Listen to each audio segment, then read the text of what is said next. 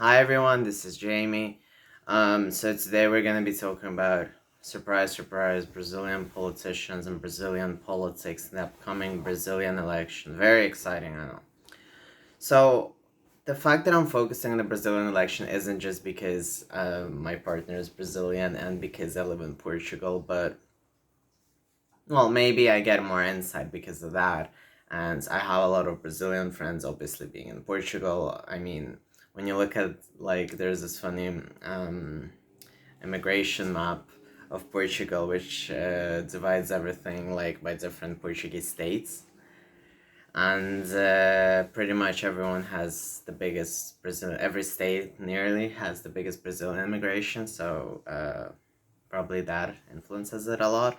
And I'm nowhere there. Like my flag is nowhere there as well. It's literally just Brazilians, and it's really funny. So yeah. Um, I wanted to talk about it and also on a global scale because I feel like the more we look at politics, I feel like it's becoming the sort of like celebrity drama, and some people tend to say that it started from the US, that things go from the US. And I do understand that obviously the US is highly influential, but um, obviously things still revolve around themselves. And specifically in this time of COVID, countries tend to get absorbed in their own politics.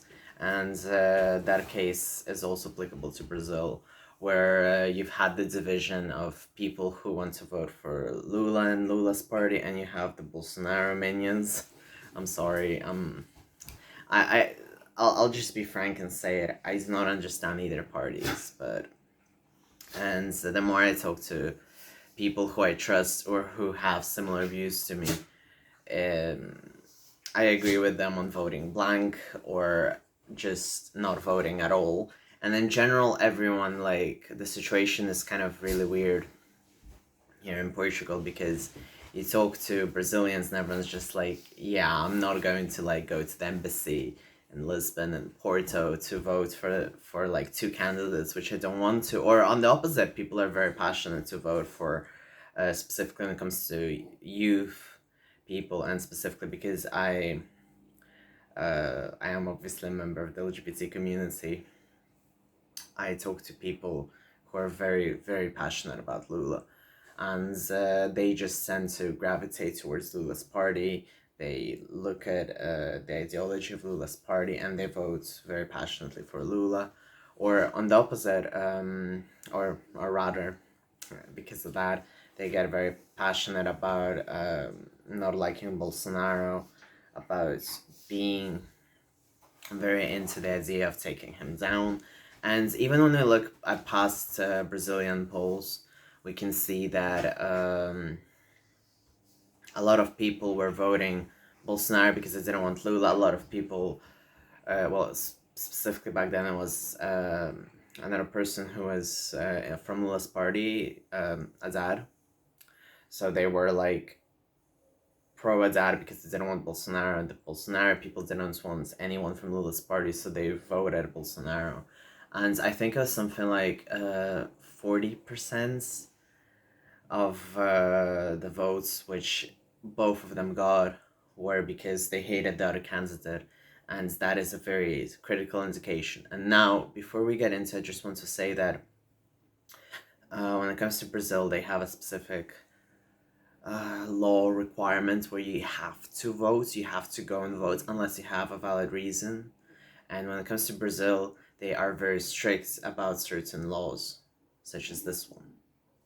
So while I see the point that everyone needs to vote, it still gives problems to Brazil, specifically with the fact that right now the Brazil is literally split into two, and people have to decide between two sides they don't even like. So since everyone is very US oriented, it's more about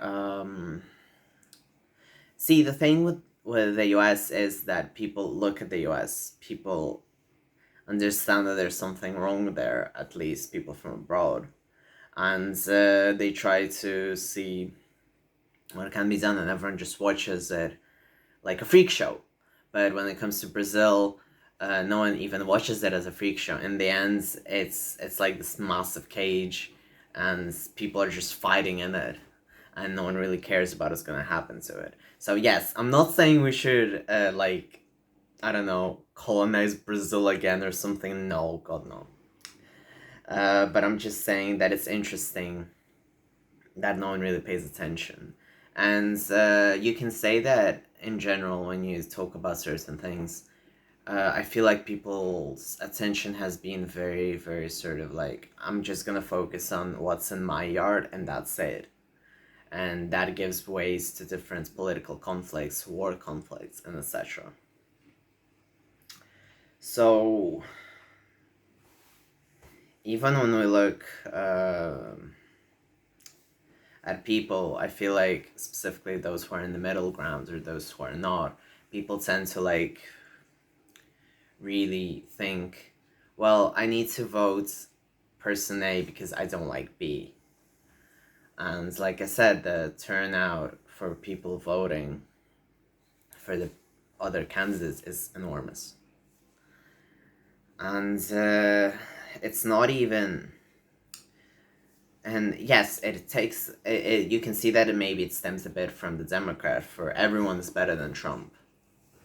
And but the problem is that in this case, it goes for both candidates.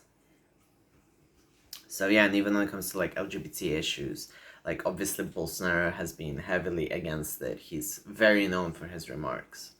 He's very known for being absolutely outrageously stupid.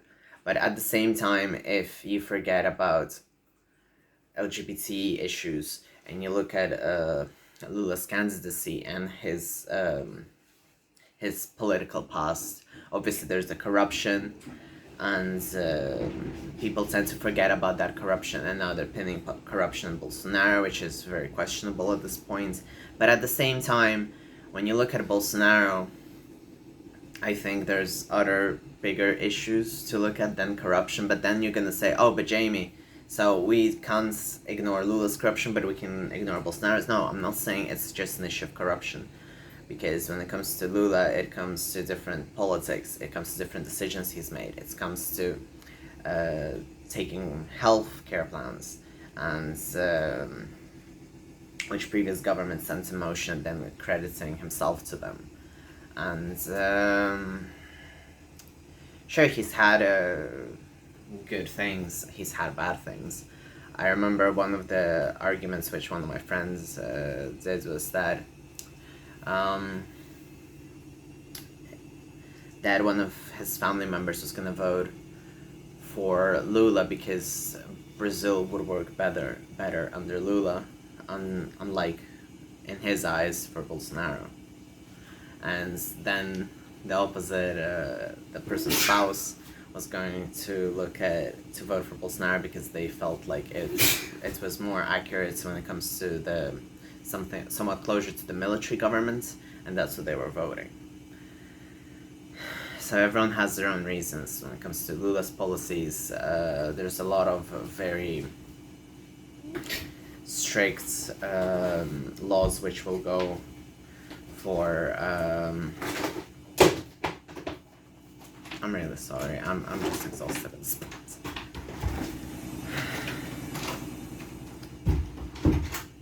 Right.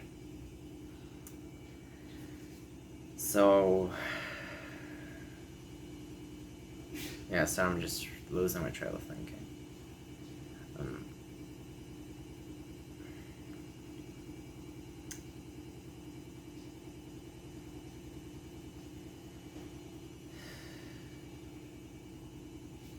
I don't know, I'm just really tired of the world at this point, where I feel like everyone is just looking, oh, but Lula's so good with LGBT people. Yes, but he didn't have good policies. He didn't have policies which we should look for Brazil. Brazil wasn't doing well economically. With Bolsonaro, it's not better either because he fucked up COVID. With Lula, you have different laws which say things like when you're 18 and then when you go out of jail you get pretty much a clean slate, so that gives way to poverty and crimes. So that gives way to people decide that they will do crimes until they're 18. There weren't, sure, there was a lot of different state ideas when it comes to giving money to poor people and different benefits, but at the same time, when he